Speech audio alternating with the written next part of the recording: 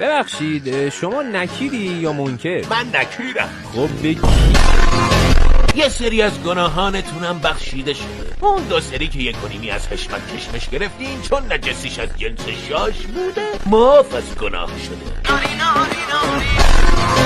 اشکال نداره رفتیم داخل تو جهنم پیرنا رو در بیاریم؟ نه مشکلی نداره. این قانون واسه همه صدق میکنه؟ آره دیگه اینجا بعد کافی عذابتون میدن دیگه. لباس در آوردن که دیگه عیبی نداره. ای جان با این توصیفاتت دخترای اینجا همه برنزن. جون جون جدی آزادی اینجا از ایران بیشتره پسر.